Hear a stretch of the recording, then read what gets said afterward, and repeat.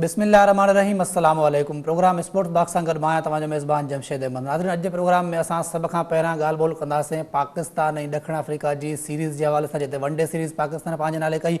2-1 तां one day series Pakistan खटण में कामयाबु थियो। उनखां पोइ T20 जेके मैचूं आहिनि, 4 T20 मैचूं आहिनि, उहे स्टार्ट थी चुकियूं आहिनि। अॼु ॿी मैच थी रही आहे पाकिस्तान ऐं ॾखिण अफ्रीका जे विच में। जेका पहिरीं T20 मैच थी, उन में पाकिस्तान ॾखिण अफ्रीका खे शिकस्त ॾिनी ऐं हिकिड़ो हाईएस्ट सक्सेसफुल जेको रन चेज़ आहे पाकिस्तान पारां उहो कयो वियो।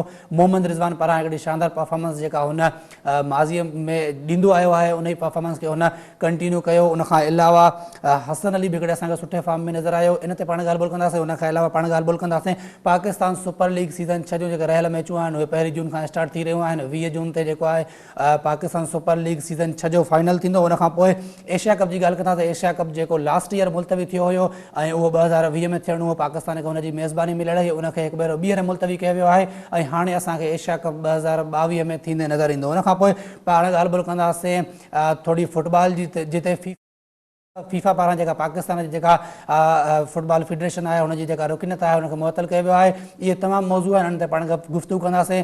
इन्हनि ते गुफ़्तगू करण लाइ असांखे हिन वक़्तु स्टूडियो में ज्वाइन कयो आहे सीनियर स्पोर्ट्स जर्नलिस्ट आहिनि रियाज़ुद्दीन साहब। सर, बहुत शुक्रिया प्रोग्राम में वक्त देने के लिए। असांखे टेलीफोन लाइन पे ज्वाइन किया है नुसरत महबूब साहब। सर, आपका भी बहुत शुक्रिया प्रोग्राम में वक्त देने के लिए। सबसे पहले रियाज़ुद्दीन साहब, आप बताएं किस तरीके से देख रहे हैं पाकिस्तान और जनूबी अफ्रीका की जो सीरीज़ है, वनडे सीरीज़ जीतने में हम कामयाब हो गए, अब पहला T20 मैच भी हम जीत गए, दूसरा मैच आज खेला जाना है, क्या कहेंगे?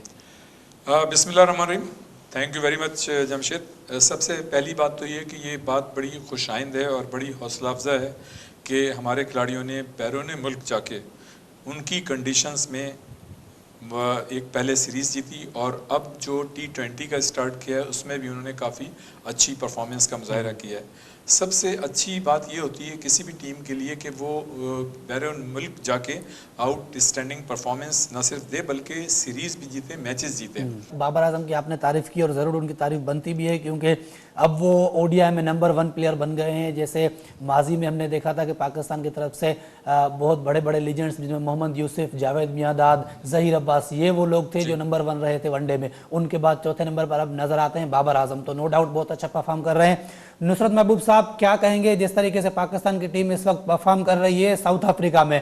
सबसे पहले जब हमारी टीम गई थी न्यूजीलैंड तो वहाँ पे इतनी अच्छी परफॉर्मेंस नहीं रही। उसके बाद हमारे जो कोच थे उनके बारे में बातें चल रही थी कि जो हमारी होम सीरीज़ है उसके बाद शायद वो चले जाएं, लेकिन फिर जब वो टीम गई है साउथ अफ्रीका तो 2013 में जब कप्तान थे मिसबाह-उल-हक, तब भी जनूबी अफ्रीका में हम सीरीज़ जीतने में कामयाब हुए थे, और एक बार फिर जब मिसबाह-उल-हक पाकिस्तान के हेड कोच हैं, एक बार फिर हम कामयाब हुए हैं। तो क्या कहेंगे इस हवाले से? बहुत बहुत शुक्रिया जमशेद, आपने मुझे लाइन पे लिया। सबसे पहले तो पाकिस्तान क्रिकेट टीम को मैं मुबारकबाद पेश करता हूँ, उन्होंने एक बहुत अच्छी एक सीरीज विन की है। मगर मैं दूसरी तरफ ये सोचता हूँ कि एक बहुत बड़ी अपॉर्चुनिटी पाकिस्तान क्रिकेट टीम को मिली थी कि वनडे सीरीज को ये क्लीन स्वीप कर सकते थे। और टीम मैनेजमेंट, जैसे आप मिसबा की बात कर रहे हैं, वो अल्लाह मेहरबान तो गदा पहलवान, इन्होंने अगर पहले दिन से जो लास्ट वनडे में इन्होंने टीम खिलाई थी, अगर वही टीम को फर्स्ट वनडे से ये लोग लेते हुए चलते तो पाकिस्तान ये सीरीज क्लीन स्वीप करता। कुछ ये बाइस हैं क्रिकेट सिलेक्शन के ऊपर। मैं समझता हूं कि इनको अपनी इन गलतियों का देखना चाहिए। टीम जीती, ये बहुत अच्छी बात है, मगर उनकी खामियां जो कोताहियां की गई हैं उनको भी मॉनिटर करना चाहिए। 2020 भी आपका जो इस वक्त पाकिस्तान की सीरीज चल रही है, पहला मैच जीत गए हैं ये माशाल्लाह, और इंशाल्लाह मैं समझता हूँ इसमें भी इनको अच्छी से अच्छी परफॉर्मेंस देनी चाहिए। मगर एक चीज है, मैं इस बात को देख रहा हूँ कि फखर ने जो परफॉर्मेंस दी, नो डाउट उसने बहुत अच्छी परफॉर्मेंस दी वनडे में, और उसको टीम टूरिंग टीम की जो मैनेजमेंट है उसने उसको कहा कि जी इसको हम कंटिन्यू करेंगे T20 सीरीज के लिए भी। मगर पहला मौका इनको शर्जील खान को देना चाहिए था। अगर शर्जील खान फेल होता, फ्लॉप होता, तो देन आपके पास फखर जमान होना चाहिए था। तो क्या सर हमारे पास क्या ये ऑप्शन नहीं था कि शर्जील और फखर दोनों एक साथ आते टीम में, प्लेइंग 11 का हिस्सा होते दोनों? देखें, वही बात आ जाती है कि मिडिल ऑर्डर के अंदर फिर आपको किसी एक को जाना पड़ता है। जैसे वन डाउन खेले फखर, तो ओपन तो उन्होंने ही करनी थी अपने रिजवान के साथ। अगर फखर होता तो ज्यादा अच्छा होता। बनिस्बत कप्तान को चाहिए कि 3 नंबर के लिए बेस्ट हैं वो इस वक्त टीम को संभालें, मगर वो ओपन गए। ठीक है, वो कप्तान है और इस वक्त वर्ल्ड क्लास प्लेयर है, उसको हम कोई कह नहीं सकते। हमारी टीम में खामियां हैं, जीत के बावजूद जो हमारी टीम में खामियां नज़र आई हैं उसको एड्रेस करना चाहिए और उन खामियों को अवॉइड करना चाहिए कम से कम बी ग्रेड टीम के सामने। रह गई बात शर्जील की, तो मैं बिल्कुल इस बात को सेकंड करूंगा कि शर्जील को मौका देना चाहिए था। एक महसूस होता है कि एक ख़ास लॉबी है जो शर्जील को खेलने से बाज रखे हुए, कभी तो इस नाम पे कि जी वो जो है फिट नहीं है। बात सीधी ये है कि जब एक खिलाड़ी आपको 100% दे रहा है, उस अपना आउटपुट पूरा दे रहा है, तो फिर आप मतलब ये कहना कि जी वो पूरी तरह से फिट नहीं है, और भाई अगर एक आदमी फिट है तभी तो उसने इतनी अच्छी परफॉर्मेंस का मुजाहरा किया है, जब भी तो कंटिन्यू वो बेहतरीन परफॉर्मेंस दे रहे हैं और उसी बुनियाद पे वो टीम में आए हैं। तो बिल्कुल मतलब ये सही बात है कि पहला हक जो था शर्जील का बनता था।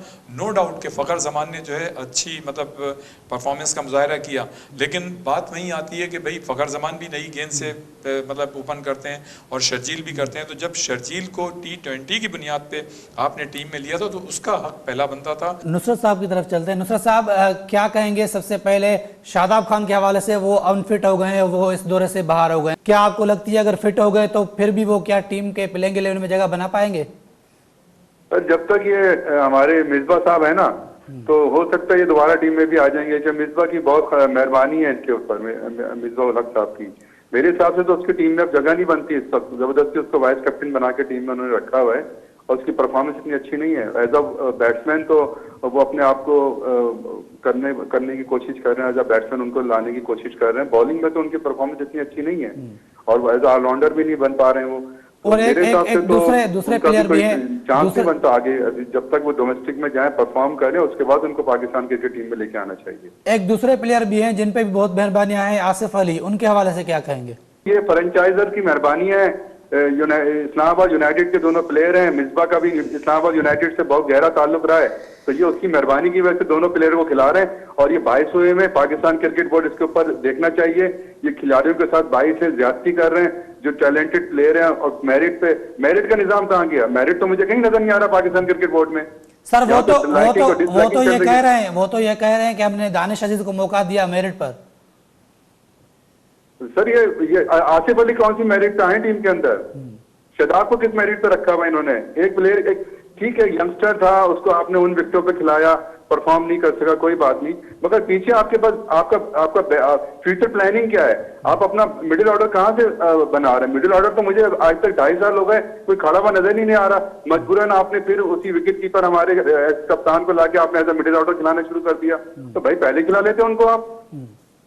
अभी तक टीम सेट नहीं हुई है भाई, मिडिल ऑर्डर तो है ही नहीं। बहुत बहुत शुक्रिया नुसरत महबूब साहब हमें प्रोग्राम में वक्त देने के लिए। नाज़रीन हाणे थोड़ी ॻाल्हि ॿोल कंदासीं पाण पाकिस्तान फुटबॉल के हवाले से।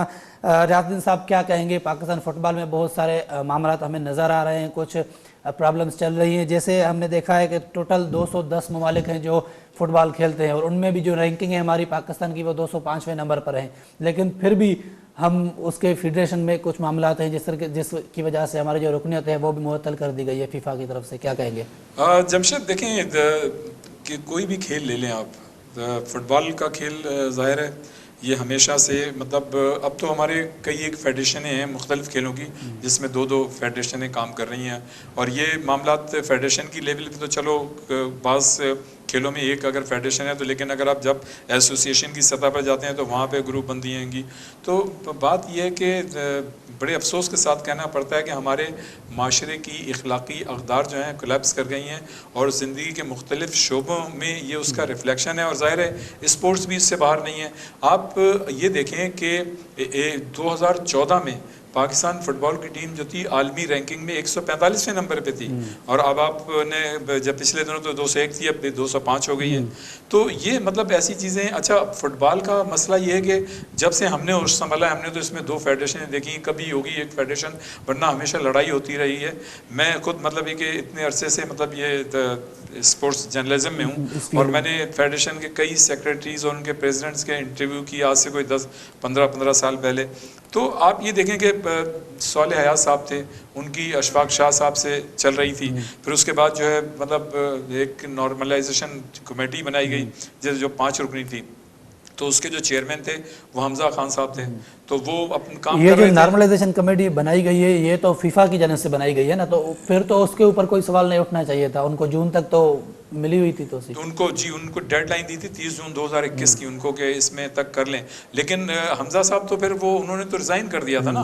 फिर उसके बाद कनाडा से एक साहब को लाया गया था जो मलिक हारून साहब उनको लेके आए थे, लेकिन फिर वो बाद में देखें कोविड आ गया। अच्छा, वो कनाडा में रहते हैं, दोहरी शोरियत के हामिल हैं मलिक हारून साहब, तो वो पाकिस्तान आए, फिर पाकिस्तान से वो वापस कनाडा चले गए चूँकि यहाँ कोविड के मसाइल हो गए थे। अच्छा, फिर आप ये देखें कि मतलब बड़े अफसोस के साथ ये कहना पड़ता है कि फेडरेशन के पास कोई कंप्यूटराइज्ड डेटा नहीं है नहीं। अच्छा, फिर देखें ये उन मुल्कों पे इस तरह की पाबंदियां और हालात होते हैं जो मुल्क फीफा से मतलब हज़ारों डॉलर ले रहे हैं, और अभी भी आप ये देखें कि $50,000 माहाना के इंतज़ामी उमूर को दिए जाते हैं जो नॉर्मलाइजेशन कमेटी है इसको।